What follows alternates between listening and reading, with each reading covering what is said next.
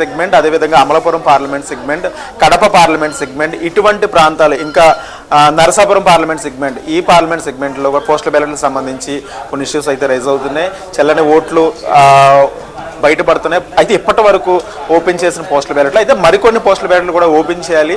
Open చేసిన తర్వాతనే దానికి సంబంధించి క్లారిటీ వచ్చే అవకాశం కనిపిస్తుంది. ఇక మరోపక్క పార్లమెంట్ సెగ్మెంట్లకు సంబంధించి కూడా రమణ మరింత సమాచారం అందిస్తారు. మనతో పాటు రమణ గారు ఉన్నారు. రమణ చెప్పండి, అంటే పార్లమెంట్ సంబంధించి ఇటు ఆంధ్రప్రదేశ్లో 125 పార్లమెంట్ సెగ్మెంట్లు, అదేవిధంగా ఇటు తెలంగాణ సంబంధించి కూడా అసలు ఏ విధంగా ఉండే ఛాన్స్?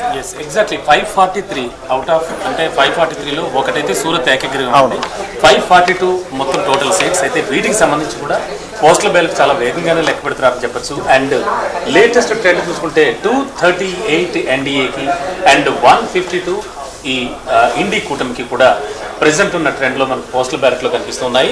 టోటల్గా చూస్తే కనుక మొత్తం 543 నియోజకవర్గాల్లో 8,360 మంది అభ్యర్థులు పోటీ పడ్డారు. చాలా హోరాహోరీగా సాగినటువంటి ఈ పోరుకు సంబంధించి కూడా ఔర్ ఎక్ బార్ మోడీ సర్కార్ అంటూ కూడా చాలా విస్తృతంగా అటు అధికార పక్షం బాగా ఎక్కువ ప్రచారం చేసింది. అండ్ ఇండి కూటమి కూడా ఖచ్చితంగా మాక్సిమం 295 సీట్స్ మావే అంటూ వాళ్ళు చాలా చాలా విపరీతంగా చెప్పుకొచ్చారు. బట్ మొత్తం ఇప్పుడైతే పోస్టల్ బ్యాలెట్ లో లీడింగ్స్ మనం చూసుకుంటే కనుక ఖచ్చితంగా ఇప్పుడే తాజా అప్డేట్ వచ్చింది దేశవ్యాప్తంగా లోక్సభ స్థానాలకు సంబంధించి. అంటే ఇప్పటి వరకు మెజారిటీలో ఉన్న బీజేపీకి సంబంధించి ఇప్పుడు బీజేపీ లీడ్ 43 కనిపిస్తుంది. మనం చూసుకుంటే ఇక్కడ 543లో ఇక్కడ ఇండియన్ కాంగ్రెస్ పార్టీకి సంబంధించి 17, మిగిలిన ఏదైతే కూటమి పార్టీకి సంబంధించి కూడా 1-2 కనిపిస్తున్నాయి. అయితే ఇప్పుడే జస్ట్ అప్డేట్ అయింది మనకి. ఇప్పుడు చూసుకోవచ్చు 43 ఉంది. అంటే ఒకటి మూడోసారి గవర్నమెంట్ ఫామ్ చేస్తామని బీజేపీ ఖచ్చితంగా చెప్తుంది. కాదు, ఈసారి కూటమి ఇండి కూటమి అధికారంలోకి వచ్చి తీరుతుందని కూడా ఇండి కూటమి సభ్యులు చెప్తున్నారు. ఇక్కడ ఏదైతే ఎగ్జిట్ పోల్స్ ఉన్నాయో అవి కూడా కాస్త గందరగోళ పరిస్థితుల నేపథ్యంలో మెజారిటీ అయితే బీజేపీకి వచ్చిన పరిస్థితి. రాజేంద్ర, నేను అనుకుంటాను ఏపీలో ఉన్నంత గందరగోళం అంటే ఏపీకి గెలుపెవరిది అనేది ఎగ్జిట్ పోల్స్ అసలు చాలా చాలా కన్ఫ్యూజ్ లో వాళ్ళే యాక్యురేట్ గా ఇవ్వలేకపోయారు. సో బట్ కంట్రీ వ్యాప్తంగా అంటే దేశవ్యాప్తంగా చూస్తే మాత్రం టోటల్గా ఖచ్చితంగా ఎన్డీఏ గవర్నమెంట్ అయితే మళ్ళీ ఫామ్ చేస్తుంది, వాళ్ళే గవర్నమెంట్ ఫామ్ చేస్తారని చాలా క్లియర్ కట్గా చెప్తున్నారు. ఈ నేపథ్యంలో పోస్టల్ బ్యాలెట్ కూడా చూస్తే కనుక మనం ఇంతకుముందు నేను చెప్పిన ట్రెండ్స్ ప్రకారం చూస్తే 238 అది వేగంగా చూసుకుంటూ వెళుతుంది.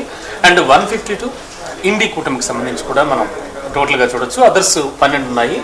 మొత్తం లేటెస్ట్ అప్డేట్స్ అయితే మాత్రం ప్రెసెంట్. కానీ ఇంకొక అంశం తీవ్ర చర్చనీయాంశమైంది. మొదటి ఉదయం నుంచి ఆంధ్రప్రదేశ్ వ్యాప్తంగా ఈ పోస్టల్ బ్యాలెట్లు చల్లని ఓట్లు ఎక్కువ రావడం. అంటే ఇటు పోస్టల్ బ్యాలెట్లు ఎంప్లాయీలు ఉద్యోగులు మాత్రమే వేస్తారు. చాలా క్లారిటీగా పోస్టల్ బ్యాలెట్ సంబంధించి ఇన్ఫర్మేషన్ ఇచ్చే అవకాశం ఉంది. కానీ వాళ్ళే వేసే ఓట్లలో చల్లని ఓట్లు రావడం ఆందోళన కలిగించే లిటిల్ బిట్ కన్ఫ్యూజన్.